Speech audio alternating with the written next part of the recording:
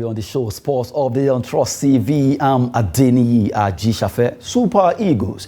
They will be facing Cote d'Ivoire, Equatorial Guinea, and also Guinea in the AFCON 2023. That is 2024. That will be coming up in Cote d'Ivoire. But right now, the first one we'll be looking at on the show has to do with their coach, Lucas Gay, saying, "We are not afraid of Eagles." Well, from the way it is right now, does it mean they are not afraid, or really they are trying to play mind games? Really, they are afraid of Nigeria, no matter how it is. For saying this, that shows that we have an impact against our particular squad. Joining me in the studio to talk about this topic is Olawale Peters. Good to have you. Thank you, Adeniyi. It's my pleasure to be back to studio this evening. The first question is, who asking if they are afraid of Nigeria? So it means they are. Did you asking? Nobody asking. Oh, are you afraid of Nigeria or not? But he just came out of blue and said, "You are not afraid of Nigeria." They are not only afraid of Nigeria; they are scared of Nigeria. So that's what the issue. Because I remember when they were doing the draw, immediately Sadio Mane brought out that he smiled. That was a very cheeky kind of smile. He looked at the Drogba side and he smiled, and I was like, okay, now go here. I don't agree with him that they're not scared of Nigeria. Sincerely, they are scared of Nigeria, but unfortunately, the Nigeria that they are scared of, we are still living in the old glory. Take it or leave it. The last time that we played with them was in 2015 or 16, if I can get it correctly. But the last 3 matches between Nigeria and Cote d'Ivoire, they've had an edge over us. That's the last 3 matches. But if you look at the overhead, head-to-head between Nigeria and Cote d'Ivoire, we have an edge over them. We drew 10 times, we won them 8 times, and they won us 8. We won them 9 times, they won us 8 times, and we drew 10 times. So we have that statistic over Cote d'Ivoire. But we are talking about what has happened in the past, yes. Not what is happening currently right now. So sincerely, Super Eagles is supposed to be a team that every nation should be scared of anytime they want to play with us. But that's not the situation right now. Nobody plays with respect again. You'll be surprised the likes of Equatorial Guinea and Guinea-Bissau. You see the way they will come out to play. In fact, I'm even kind of a bit... if you look at our group, the Guinea-Bissau, the Equatorial Guinea, if you remember, we play in Abuja. Yes. They actually came, they shocked us. So I'm a bit skeptical. I'm not even too worried about Cote d'Ivoire. It's going to be iron jam iron, right? Sure. But if we have to be very careful with Equatorial Guinea, because we should not underrate those teams. We shouldn't underrate them. And the issue between Nigeria and Cote d'Ivoire, like I've said it many times, and we are not playing with Cote d'Ivoire.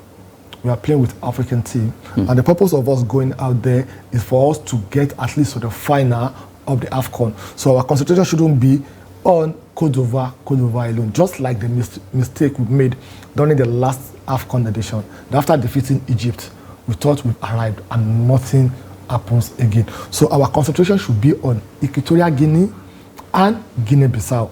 How to defeat them as in flawless victory. And as we have it, we have better head-to-head against both Equatorial Guinea and Guinea-Bissau. None of them has winning ratio over Nigeria, both Guinea-Bissau, Equatorial Guinea, and Cote d'Ivoire.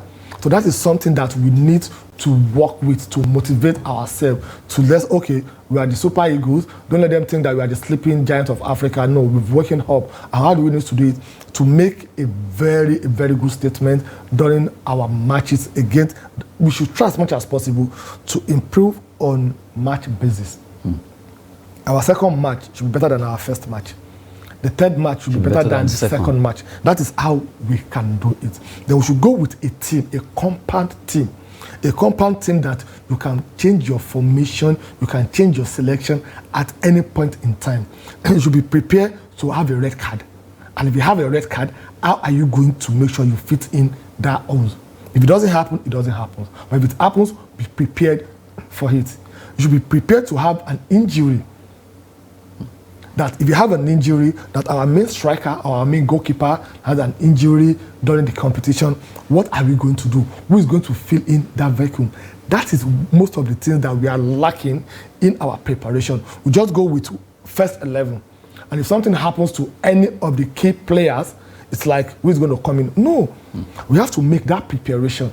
So let's go with a compound team that if you are going with, I hope, your coach, your friend, whom you are the spokesperson. I didn't even mention him. Thank God that you are mentioning his name. I hope he will not go with that same formation of only 4 or 5 midfielders. I still don't understand and why from the four, we're having short. From the 5 midfielders that we normally go with, we don't go with a ball jogger. We don't go with a ball distributor. We don't go with someone that that dictate the tone of the game. We don't have someone that cool down. We don't have someone that can dribble 2 or 3 players and at least and cool down everything. We don't have that. We don't have a free kick specialist. We don't have a pace setter specialist. That okay, if you are playing a corner kick, we are going to look for someone like Mutiu Adepoju. Let me put the ball to his head. He knows what to do. If you are playing a corner kick, we have 2 or 3 players that they are good for rebound. The likes of Sunday Olise, the likes of Samson Siasia, and Mokaji. Let them be outside the box 18 for any rebounds. Wire with shots. We have a goal. We have a deflection. We don't have that strategy. We don't have that plans again. So that is what we really need to look into. We need to look into the team that is going there, that they are all rounder. Irrespective of the formation we want to use, 3-5-2, 4-4-3, 4-4-2. Let's have a team that you can convert a midfielder to an attacker to a midfielder to a defender. We need to have that. If you don't have that, take it or leave it. We are coming back after the second round or the quarterfinal. That's the truth. So our concentration is we want to beat Senegal, we want to beat Algeria, we want to beat Morocco, we want to beat Tunisia. These are the people that they are ahead of us in CAF and FIFA ranking. Not Guinea-Bissau, not Equatorial Guinea, not Cote d'Ivoire. We're not going there to play them. We're going to play Africa, and we want to dominate Africa. That is what we should have at the back of our mind. Forget the mind game that the coach is talking about. And one, it's not as if I'm not always coming out to eat your friend. But I've never seen him, he quote me wrong, where he'll come out and play a mind game against our opponent since he has been appointed as a coach. Well, hopefully, maybe. I know, has he done that? Yeah, well, as you call me, it's PRO, right? He hasn't done that. But really, lately we saw that match against Mozambique and also Saudi Arabia. A lot of attention has been drawn to concerning the goalkeeping department, and that has been the biggest problem of Super Eagles now. It's a big headache to Nigerians. You know, those days when we have outstanding goalkeeper, but this time around, it's difficult to even pick #1 goalkeeper for Eagles. Then, if you think Rufai, you think Ikeshurumu, you think Bonne Willie, Aloy Agu, but all of them. Joseph Dosu. So we have goalkeepers, and if you flip it back to 1980s, Best Ogedegbe, Manuel Okala, and all of them, and really, we have always been blessed with good goalkeepers.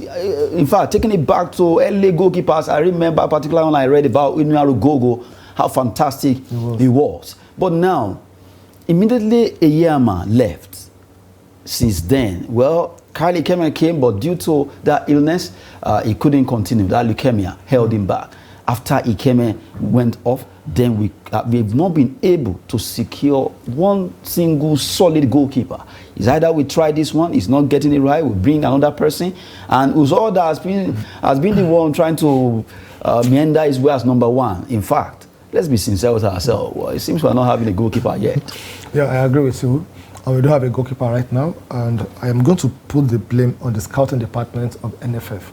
You can't tell me that we don't have a goalkeeper either in this country or outside this country that's better than the basket called Zor, whatever you call it. Maybe you should have been the one they were calling Agbone Basket. Not honestly, that's the truth. And this is not the first time, this is not the second time, the third time that is making those errors.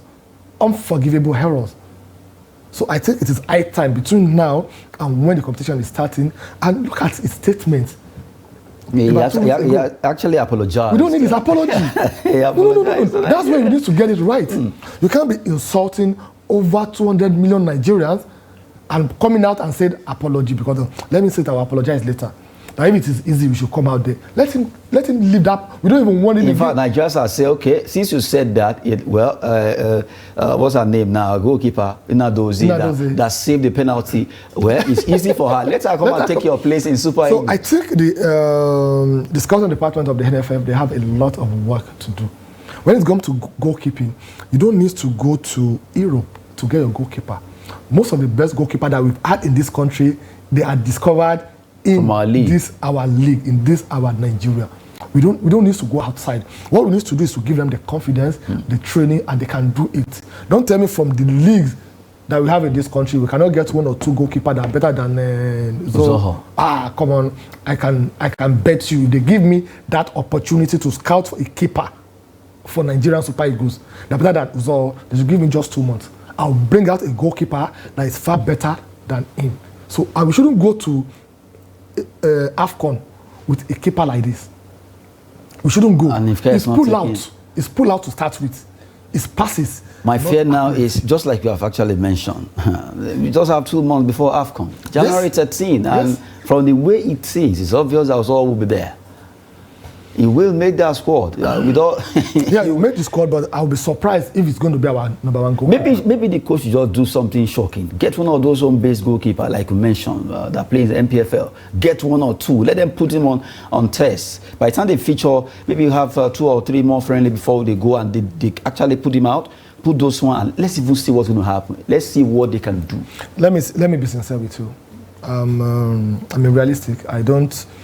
Do you think we are going to AFCON to win the competition? Oh, of course, yes. You know the reason why I'm saying this?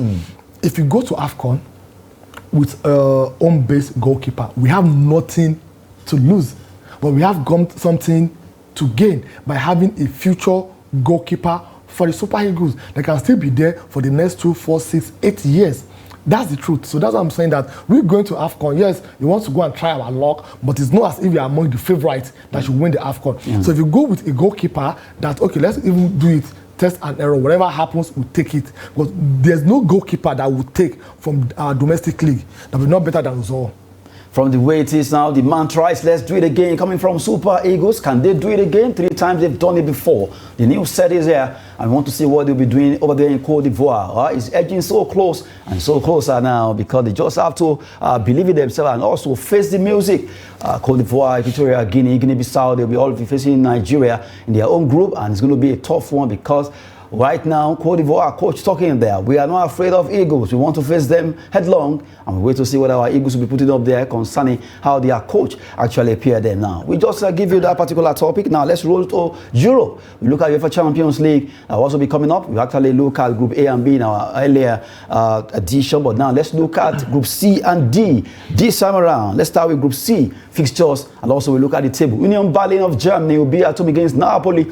Well, Napoli will have a brilliant task there against Union Berlin, and Sporting Braga against Real Madrid. Those are the 2 matches just about Group C. And if you look at it right now, after they play their match day 2, we look at how the table is standing there. Madrid are still topping. They are, in fact, the king of that particular cup. They are 6 points now topping, followed by Napoli, Braga, and also Union Berlin in that pecking order. But right now, Union Berlin will be facing Napoli, second on the log versus 4th, while Braga will be playing against 4th on the log. A big one.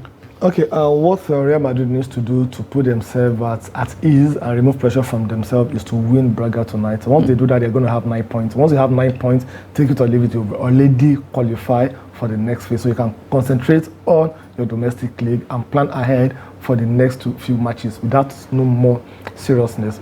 Okay, so Napoli, it's a match for them also to win, because if they didn't win the match, to have 6 points, and if Real Madrid should do the justice by beating Braga will remain with 3 points, while Napoli having 3 points. If they should win Union Berlin, they're going to do what? Have 6 points, while Real Madrid will have 9 points. But if Napoli didn't do justice against Union Berlin, and Union Berlin wins the match, so that means Union Berlin will have 3 points, Braga will have 3 points, Napoli will have 3 points, and Real Madrid, either they win or they draw, they will have either 7 points or 9 points. And that will make it tough. That will make it very tough for Union Berlin, Braga, or Napoli to see who is going to qualify alongside Real Madrid, whom we already know that, take it or leave it, they're going to qualify from the group stage. So it's going to be an interesting match to watch from that group tonight. Now, talking about that one, taking a cue from Napoli, from the fact that if you check them at Italia Serie A, they are also not at their best like last season. The same thing they are doing in Champions League, because last season we saw what they got to in Champions League, but it seems that particular magic dropped. Yes, it dropped, and I don't want to attribute it to Osimhen, drama and all that. I don't want to attribute it so that I don't look as if I'm being sentimental because it's a Nigerian. But the truth is, that is one of the issues. Because you're talking about your main man the player that is like he took the whole Napoli on his head last season, both in Champions League and Scudetto. But this time around, a new coach came and you started trying to relegate him. A lot of the fans also, they are coming to a lot of racist chant and whatever. So in one way or the other, it's not as highly motivated as it was last season. And you cannot tell me that from the first 11 players that you have in Napoli, Victor Osimhen doesn't have 1 or 2 or 3 players that they sympathize with him with what is really going on. So these are the things that affect a team. This is how you differentiate between a leader and a manager. Most of these coaches, just like Erik ten Hag also, I would see him as a manager, not a leader. And what they need right now in Napoli, they need a leader to take them away from where they are right now. So I think you can't take it away that what's happening to Victor Osimhen is affecting their performance. Let me use the Nigerian language. Is it yam? Not be yam now. For him to have done what he did last season, he broke almost all African record. Highest goal scorer, the most goals scored in Serie A by an African player. And that actually brought that massive contract deal from Saudi Arabia, yes. €1 billion. Imagine if he had gone. And looking at what is happening now, he's a bit reluctant to sign the new deal. And no, that is really. I'm not really going to advise him to sign a new deal with Napoli with the current coach that they have right now, because he's going to make his performance to go down. If your performance goes down, your value will drop. The sweeter will not be coming again. The club that will be coming for him will be the likes of Manchester United and Chelsea. And I think Osimhen, with due respect to the club I just mentioned now, Osimhen should be looking at going to either Manchester City, Real Madrid or Bayern Munich. So that is what he needs to look at. I saw a particular post that talked about Liverpool interested in him. How do you see that? Would it be nice for him to move to Liverpool? That would be a good one for him also if he can go to Liverpool. Why do I say so? It will be difficult for Liverpool to extend Mo Salah contract, which is ending next season. He wants to move to Saudi Arabia. Yes, because the truth is the most celebrated Muslim player on earth today. And his dream would be to go to Saudi Arabia to end his career. He's 32 years already. So that means for them to really tie him down, it will be difficult. So the money will come. They should take the money and invest the money very well. So if we are looking at Victor Osimhen, perfect replacement. A box-to-box 9, not a 9 that will just sit down. And he has the pace also.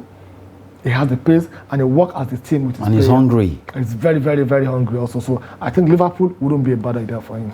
Liverpool will be a bad idea for Victor Osimhen there. Just digressing a bit for UEFA Champions League for tonight. Well, big one. Union Berlin will be playing. You also have Napoli also. All of them will be fighting hard to see who stays top and who stays down for that particular Group C there. Now, let's cross over to Group D. Matches also be coming up there. We look at the fixture also, how they're able to stand after match day 2 before they face the match day 3. That'll be coming up. Inter Milan, they'll be at the San Siro, the one they call Giuseppe Meazza, against Red Bull Salzburg of Austria. Why Sociedad, that team that owns our own Nigerian player, that's Sadiq Umar, they will be away to Benfica. Benfica of Portugal will be at home. And tonight, a big one there. Inter, Red Bull, you have Benfica, Sociedad. Looking at how the table is, before they play this match, it's 4 for Sociedad. Well, surprisingly, they are topping that group. Inter are second, although on the same point. And you have Salzburg and Benfica. With all the experience they've gathered, they are standing right now 4th on the law. Well, for Sociedad, they just have to, if they really want to maintain this, because anything can still happen. Yeah, anything can still happen. What both of them need to do is to try and win tonight's match. Once they do that, the next 3 matches, they should just be looking for a draw. That takes the pressure away from them. They can concentrate in their own domestic league. However, this is football. Don't be surprised tonight that the Benfica, that we said they are having 0 points, will win their match. And once that happens, the table is going to change. Instead of having 3, 4, 4 points, you see that they're having 3, 3, 4, or 6 points, which will make it very interesting. One thing about Champions League is the competition gets interesting when it gets to the 3rd and 4th match. Everybody will try to now do the calculation of, oh, okay, now I'm having 3 points, I have 2 matches, 1 home, 1 away, what do I need to do? So as far as I'm concerned, this group is very, very open for anybody to qualify. 4, 4, 3, 0 points. 0 points can win their match. So if they win their match, they nullify the 4 points. So that means the 4 points, you're having only 1 point against me. So that means they have about 2 or 3 other matches to play before the final day. So that means it can be anybody's game. A big one there for Group D table, just to let you have a feel of how it is before they play their match there. Big matches coming, Inter Milan, Sociedad, and you'll have all of them fighting for honors in the UEFA Champions League. Before we wrap it up, let's go through some transfer stories. Quickly look at 3 that has to do with Chelsea, Manchester City, a considering move for Inter Milan defender Alexandro Bastoni. They've really been pursuing him, but right now the 2 teams are trying to see how they can get his signature. Who gets it for him first? We'll have to actually play a big tactics there. Chelsea, Man City on Alexandro Bastoni. Okay, I am a firm believer that January transfer is a window shopping. That one. January transfer speculation, it's all about what will happen at the end of the summer, not right now. Because I don't see the Inter Milan letting Bastoni go. To leave, right? Right now, no. I don't see that happening. So whatever the situation is, they are looking at what will happen at the end of the summer. So if Manchester City and Chelsea, they are going for a star player like Bastoni, for example. If you are in his shoe and they ask you to choose between jollof rice and gari, which one will you choose? What if the gari is having some milk and they cover it up? No, at times, or maybe under the gari now they have so many juicy things. I don't know, fish, dry fish, meat, and all that. And the jollof rice you are going for, by the time you dip your spoon inside, you might miss stone. How sure are you that the jollof rice doesn't have turkey? What if there are stone inside too? So what if that your gari too is the one with I stone? know, the gari will have some milk. The issue is very simple. The Chelsea of today cannot be competing with Manchester City when it comes to getting a player that wants to win a trophy or make a name for himself.